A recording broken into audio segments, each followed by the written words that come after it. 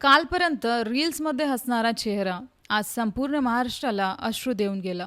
Social मीडियावर लाखो लोकांच्या ओळखीचं नाव रोहिणी पाराध्य.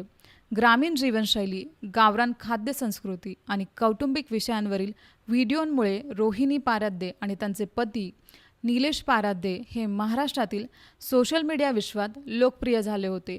मात्र 28 मे 2026 रोजी एक धक्कादायक बातमी समोर आली. सोलापूर जिल्ह्यातील मंगळवेढा येथे रोहिणी पाराध्य यांचे निधन झाल्याची माहिती समोर आली. प्राथमिक वृत्तानुसार त्या त्यांच्या हॉटेल ग्रामपंचायतच्या किचनमध्ये आढळल्या. त्यांना तातडीने रुग्णालयात नेण्यात आले, मात्र डॉक्टरांनी त्यांना मृत घोषित केले. या घटनेनंतर संपूर्ण महाराष्ट्रात हळहळ व्यक्त केली जात आहे. विशेष म्हणजे रोहिणी पाराध्य यांचे अनेक व्हिडिओ अजूनही सोशल मीडियावर मोठ्या प्रमाणात पाहिले जात आहेत. त्यांच्या चाहत्यांनी कमेंट्सद्वारे श्रद्धांजली अर्पण केली असून अनेकांनी या घटनेबद्दल दुःख व्यक्त केले आहे.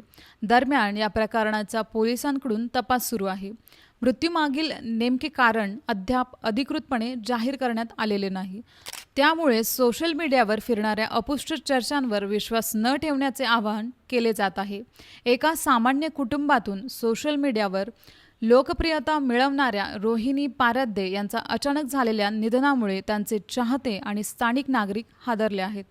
तपास पूर्ण झाल्यानंतरच या प्रकरणातील अधिकृत माहिती समोर येणार आहे.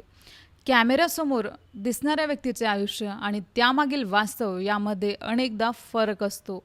मात्र या प्रकरणात नेमके काय घडले याचे उत्तर आता तपासातून समोर येणार आहे.